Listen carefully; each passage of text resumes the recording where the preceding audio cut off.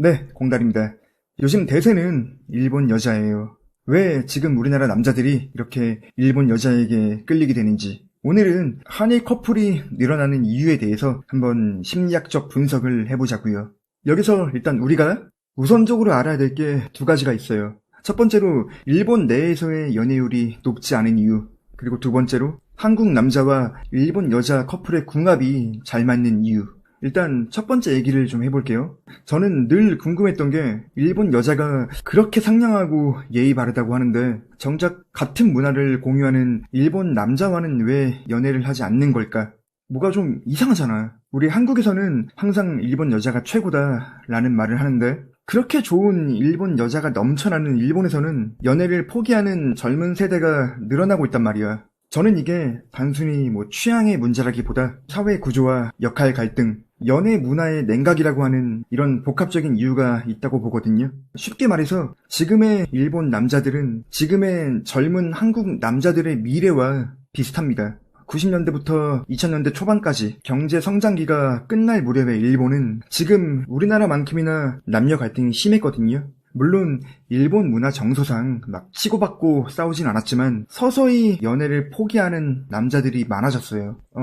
일본이라는 나라의 문화 자체가 감정을 겉으로 드러내는 걸 굉장히 미성숙한 행동이라고 보는 편이고, 그래서 일본 남자들은 무뚝뚝하고 무표정한 표정으로 있는 거를 미덕이라고 여긴단 말이야. 일본 여자도 마찬가지고요. 그런 조용하고 차분한 국민 정서가 보편화된 상황에서 남녀가 연애를 하려면 아무래도 남자들의 적극적인 구애가 필요하단 말이에요. 근데 지금의 우리나라와 비슷하게 그 한 차례 경제 황금기를 겪었던 일본 여성들의 눈에는 평범한 일본 남성들이 눈에 들어오지 않았던 거죠. 그리고 이런 시대에 일본 여성들이 친절하고 다정하고 사려 깊은 건 맞는데 이상하게도 관심이 없는 남자의 고백에 있어선 굉장히 불쾌했단 말이에요. 거기다가 또 일본 남자들은 메타인지가 굉장히 잘 돼 있어. 그러다 보니까 막 적극적으로 연애를 하기 위해서 일본 여자에게 다가간 게 아니라 에이, 돈도 없고 시간도 없는데 여자를 만나서 뭐하냐, 이런 길을 선택한 거죠. 그래서 지금까지도 일본 남자들은 상당수가 연애를 사치, 피곤한 것 정도로 여깁니다.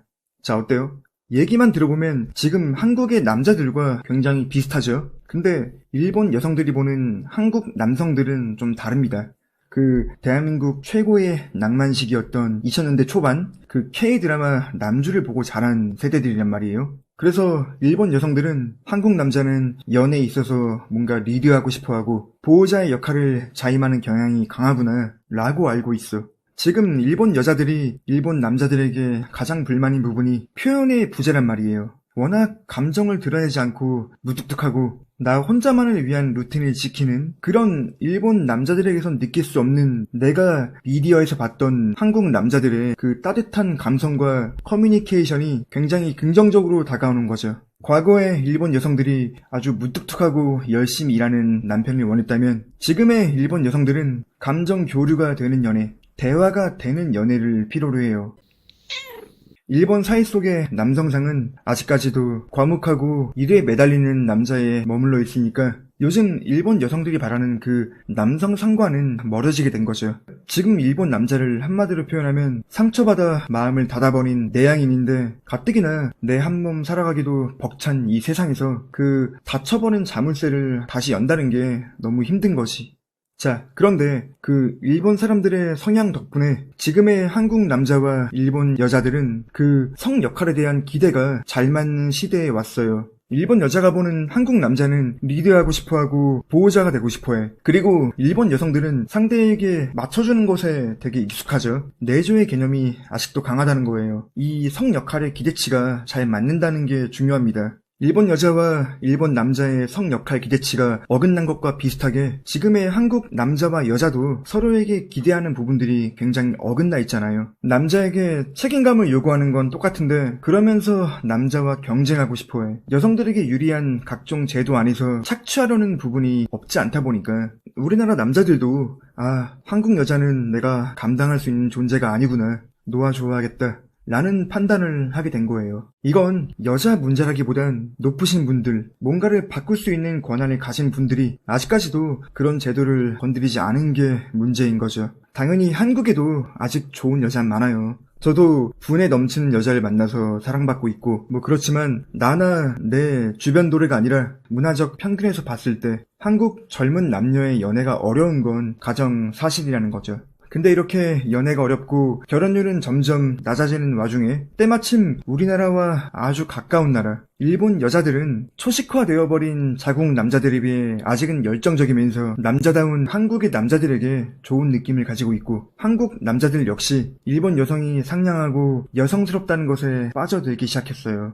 사실 이건 그냥 남녀를 떠나 사람을 봐도 알잖아. 한국인은 어딜 가나 되게 감정적이고 내 의사표현에 너무 확실해. 그냥 드러내는 편이란 말이야. 그에 반해 일본인은 항상 내 감정을 억제하고 절제하는데 특화되어 있고 상대의 기분을 상하게 하지 않는 걸 굉장히 중요시해요. 이 조합이 굉장히 잘 맞아. 한국 남자가 열정적으로 뭔가를 표현하면 일본 여자는 차분하게 반응하는 그 조합이 서로를 진정시켜주는 구조가 되는 거지. 예를 들어 남자가 퇴근하고 막 화를 내. 거래처 욕을 막 해. 그럴 때 여보 걱정 마요. 고생했어요. 하면서 차를 내주는 일본 여자. 그 그림이 되게 이쁘단 말이야. 물론 저는 현실이 그렇진 않을 거라고 생각해요. 근데 현실이 다르더라도 이렇게 이상화된 이미지는 한남 일녀의 그 초반 관계 형성에 아주 긍정적으로 작용하죠. 원래 사랑은 환상으로 시작하는 거란 말이야. 그리고 한남 일녀 커플은 다른 국제 커플들이랑 비교를 해봤을 때 연애의 난이도가 확연하게 낮아. 일단 생활 방식이 비슷합니다. 밥 먹는 문화, 뭐 쇼핑 문화, 데이트 코스 이런 것들 일상 습관이 비슷해. 일본인도 카톡을 쓰고 한국인도 일본 애니를 보고 일본 규동, 일본 라멘 맛있잖아. 그렇게 문화적 교류가 자연스럽다 보니까 국제 커플임에도 덜 낯설다고 느끼는 거야. 그리고 상대 국가에 대한 이미지가 부드럽죠.